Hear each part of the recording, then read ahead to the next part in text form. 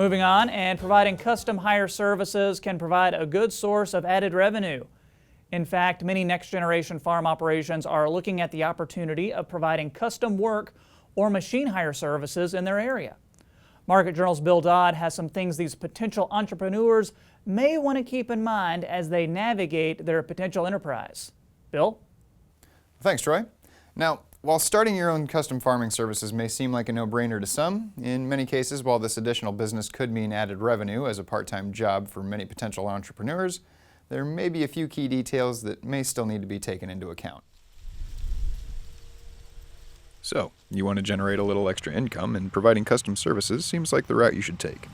If that's the case, Associate Extension Educator Glennis McClure makes it very clear there are several things that you should keep in mind when taking on such an endeavor.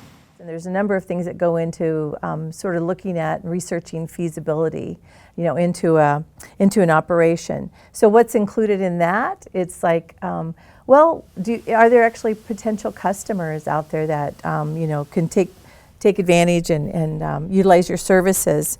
And farmers are really interested in making sure things happen when they need to happen. And so, would you have the custom services available when they need it? I mean, that's a kind of a key question, because if you're also doing your own farming operation, how does that fit into the scheme of things? And then what would be your competitive advantage?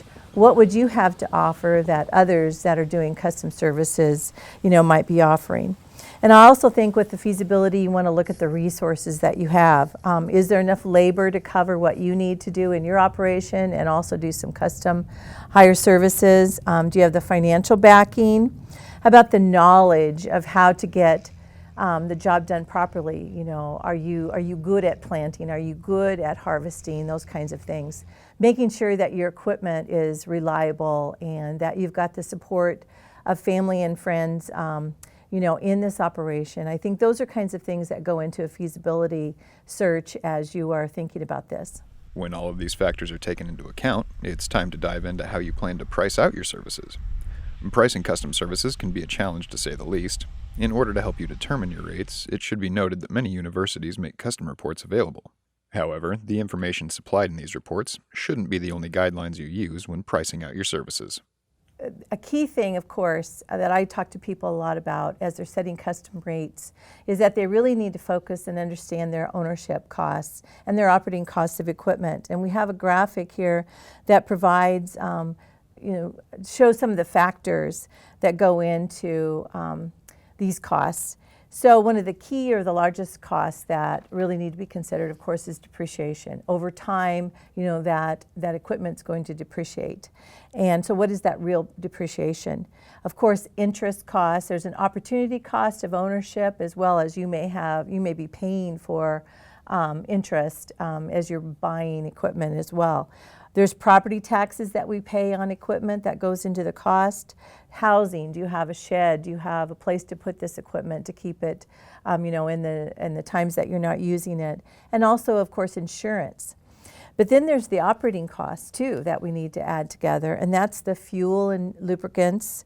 Labor costs, are you paying somebody else to operate, or are you charging for your time appropriately to do these kinds of machine hire jobs? Machinery repairs and maintenance can be huge as well, and so that needs to be taken into consideration.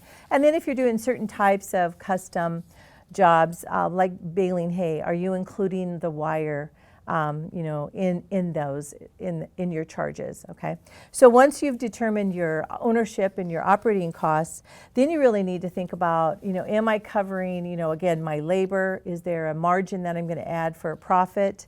And also a risk kind of factor into it. Now that you've gone through most of your research and figured out just how you want to price out your services, the last thing you need to consider is just how you're going to get the word of your services out to potential clients.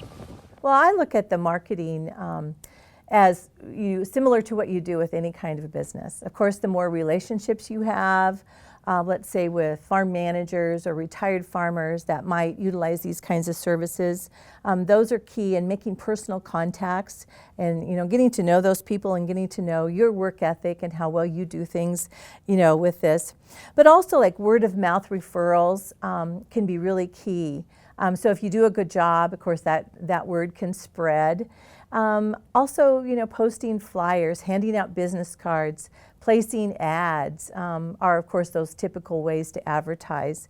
I think of a sort of a mobile billboard. You could have, on the side of your truck, one of those magnetic posters saying, that you are doing custom services. So it doesn't hurt to do those things. Similar to any kind of business, we can do these things to promote what we're doing with the custom hire service as well. So Troy, to sum it all up, while the idea of custom services may be a feasible option for many to undertake, it's a decision that shouldn't be made hastily or taken lightly for that matter. So if you'd like any more insights like this from Glennis, be sure to check out her articles at cropwatch.unl.edu. And Troy, that's what I got my eye on this week. I'll send it back to you.